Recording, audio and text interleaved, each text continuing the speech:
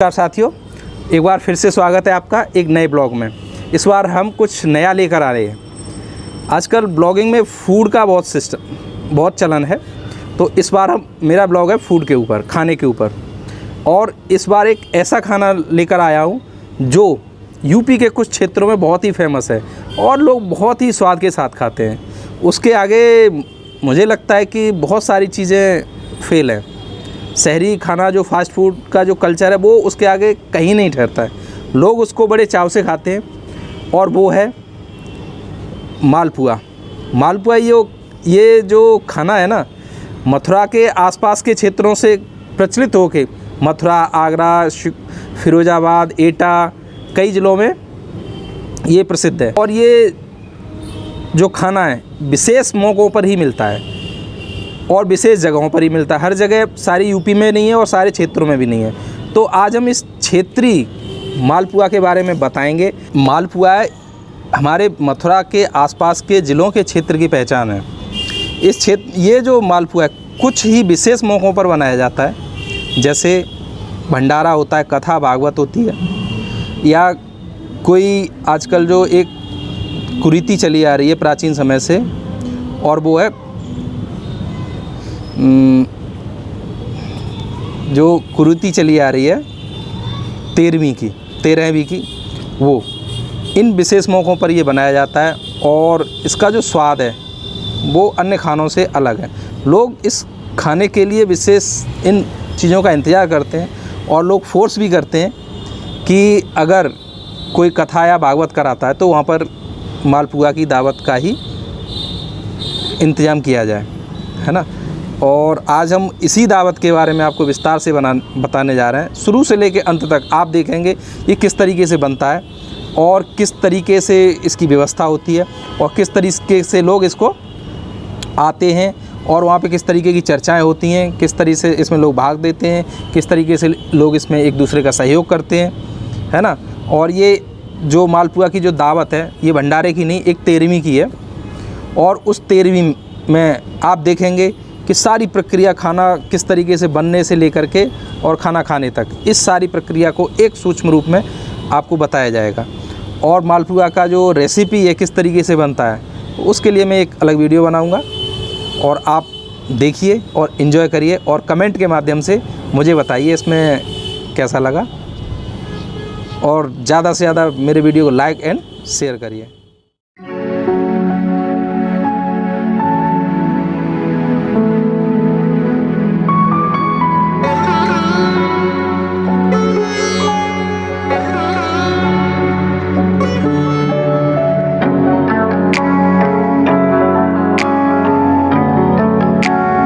राम जी सो आए मेरे आंगन, छोटे छोटे पहिया हर के चना न खड़ाम, ले पाँव मेरे खूंद गए सो आए मेरे आंगन, मोहिने जी होती आग दे हरे रह जाती। तो तभी तो पैसा आए पहले कि चना खाता है, अरहर खाता है। अब पैसा वाए ना आ गया, अब पैसा वाए नीचे को सरकता है, ऊपर को चलता है। तो अच्छा घर में बोले देरी बैठ गए, नीचे को सरक गए। अच्छा तो है और खिड़कियाँ चढ़ी, खिड़कियाँ कहाँ कहते मैंने खिड़कियाँ ना, वो भीतर बकारी माँ करो, हमें सोते हैं नेगा नहीं सोते हैं। तुम्हारी अम्मा तुम्हें मारती पिटाई करती? मेरी अम्मा को ना पिटाई करते, मेरी अम्मा तो प्यार करो लला, रोटी ना खाता है तो मुँह में कोद देती है। अम्मा के तो प्यार को कर ले, कोई ना कर सकता। अच्छा गुस्सा है आता है क्या चुप कहती तो रोटी ना होता बहुए न के रात जाए तो साथ ने के रात जाए। माई अम्मा तो खूब पिटती, माई बुआ रहती तो खूब पिटती, मेरी अम्मा कहती मार को खाए ले। ये हमारी नानी है, उनका देहावसान हो चुका है 100 साल की उम्र के बाद। उन्हीं की 13वीं में ये मालपुआ का आयोजन हुआ जिसके बारे में हम बताने वाले हैं। ये जो मिस्त्री हैं भट्टिया खोदते हुए हैं और इस भट्टिया की अपनी एक परंपरा होती है, एक अपना एक अलग ही महत्व होता है खोदने के लिए। तो पहले इसकी शुरुआत जो वहाँ का जो कारीगर होता है, खाना बनाने वाला, वो करता है। कैप लगाना चाहिए, कैप लगाना है तो अधूरे पत्रकार मालूम कर रहे हैं। और उसके बाद जो घर का परिवार का जो सदस्य होता है, जो मान पक्ष का होता है, उसके द्वारा उसको कराया जाता है। उसके बाद कोई भी इस भटिया को मिट्टी की बनाई जाती है, उसको फिर उसके बाद कोई भी उसको बना सकता है। गांव के लोग होते हैं जिसमें काफ़ी सहयोग करते हैं, और आसपास के लोग होते हैं, परिवार के लोग भी हो सकते हैं। और ये हमारी जो गांव की जो संस्कृति है मिलजुल कर काम करने की, वो इसी समय झलकती है। और सारे लोग एक दूसरे का उस तरीके से सहयोग करते हैं जैसे कि एक परिवार के सदस्य हों। और ये मालपुआ की तैयारी हो रही है, जिसमें आटा और चीनी का मिश्रण एक रंग के साथ कराया जाता है। इसका जो अनुपात होता है वो 50-50 का होता है। और इसकी विस्तृत जानकारी के लिए मैं एक अलग से वीडियो बनाऊंगा।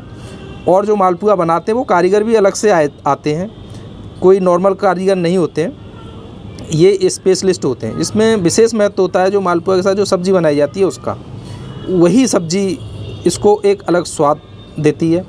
जो हम बाहर पूड़ियों के साथ खाते हैं वो सब्ज़ी नहीं होती है, उसके मसालों का कॉम्बिनेशन अलग होता है। क्योंकि वही अगर कॉम्बिनेशन ऐसा नहीं होगा तो वो उसके साथ उतना स्वाद नहीं आएगा जितना आना चाहिए। तो इसके लिए आप देखेंगे गांव में ही सारी चीज़ों की व्यवस्था होती है। सबसे मज़ेदार बात ये होती है कि एक तरफ खाना बन रहा होता है और जगह जगह लोग बैठे होते हैं, चर्चाएं कर रहे होते हैं।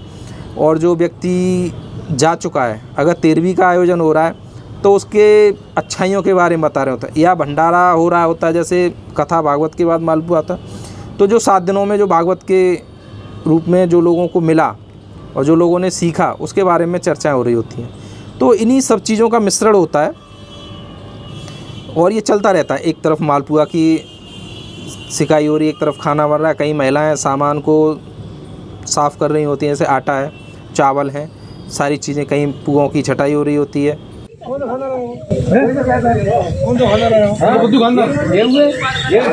खानदान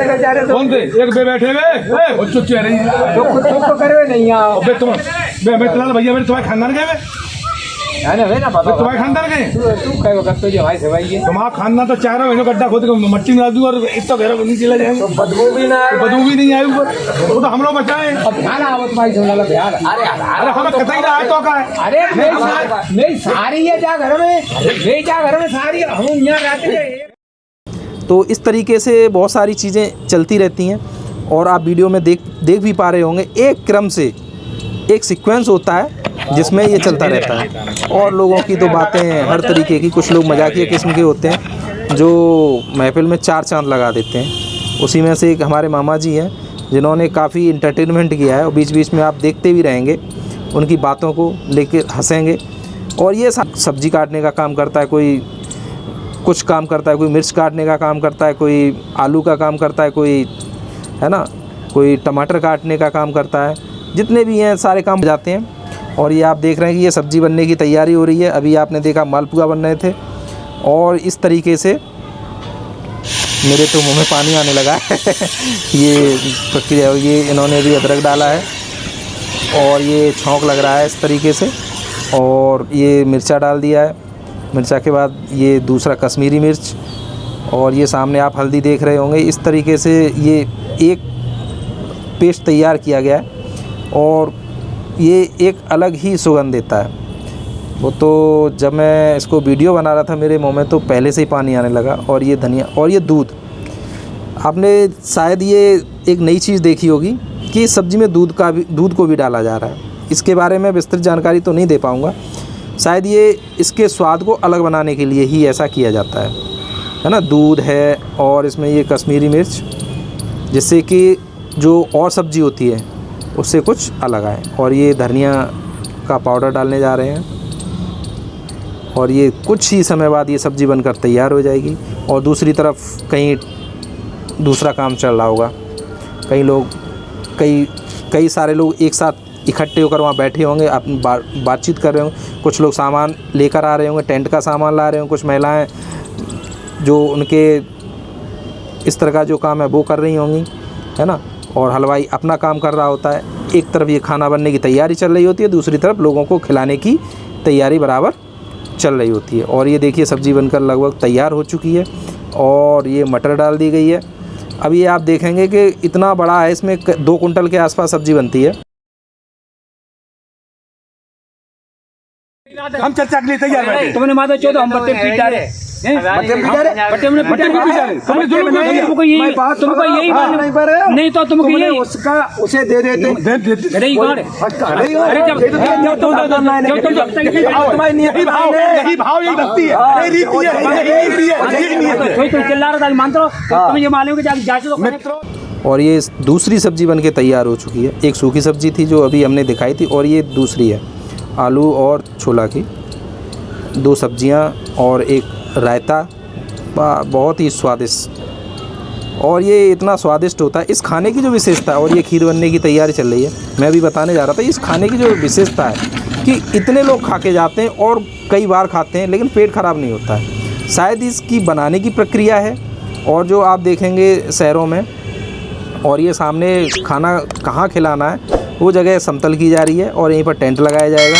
गांव के कुछ लोग हैं, ट्रैक्टर है जिसके द्वारा भूमि का समतलीकरण किया जा रहा है। और देखिए ये टेंट लगाकर लगभग तैयार हो चुका है, और ये जहां खाना खिलाना है उसके लिए बैठने की व्यवस्था की जा रही है। और इस तरीके से ये पानी भरने की व्यवस्था हो रही है, और यहीं से लोग आना शुरू हो जाएंगे और जिन बर्तनों में खाना खिलाना है। और दूसरी तरफ कुछ लोग बैठे हुए हैं, अपनी चर्चा कर रहे हैं और खाने के लिए इंतज़ार भी कर रहे हैं। इस खाने की ख़ास बात यही होती है कि जो मान पक्ष के लोग होते हैं, ब्राह्मण लोग होते हैं, उनको पहले खाना खिलाया जाता है और उनको कुछ न कुछ उपहार स्वरूप भी दिया जाता है। और उनसे ये उम्मीद की जाती है कि जो व्यक्ति गया है उनकी आत्मा की शुद्धि के लिए, उनको मोक्ष की प्राप्ति के लिए प्रार्थना करें।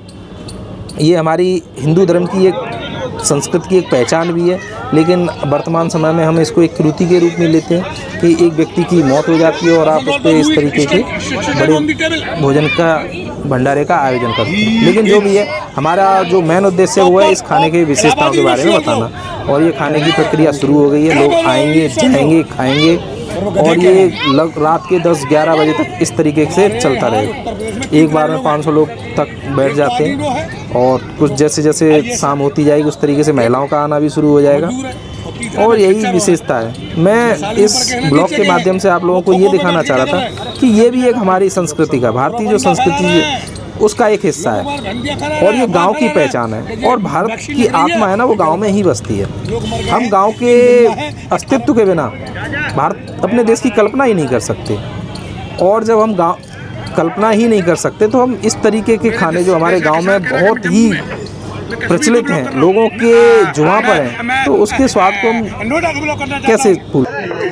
मैं नोटा ब्लॉक करना चाहता हूँ, मैं गाजियाबाद के बॉर्डर को ब्लॉक करना चाहता हूँ, लेकिन वही किसान कल जब वोटिंग ईवीएम मशीन के पास जाता है, ईवीएम मशीन के पास जाता है, तो वो हिंदू, मुसलमान, क्षत्रिय की बात करता है, लोधी, निशान, मल्ला और अहीर और जाटव की बात करता है। जब बटन ईवीएम में दबाता है तो अपनी जाति का बटन दबाता है, वो किसान का बटन दबाता है, इसलिए इसका कभी उद्धार नहीं हो सकता। इस क्षेत्र में आएँ और इस तरीके का खाना खाना चाहते हैं तो बिल्कुल कमेंट बॉक्स में लिखें।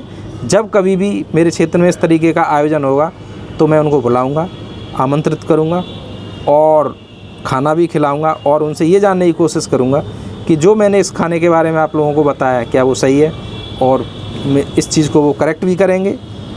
और इस तरीके से ये लगभग लोगों का आना जाना चल रहा है। और ये लगभग खाने का समाप्ति, रात के लगभग 12 बज रहे हैं, लोग जा चुके हैं और पीछे अपनी कुछ यादें छोड़ गए हैं, और अब हमारा जाने का भी वक्त हो रहा है।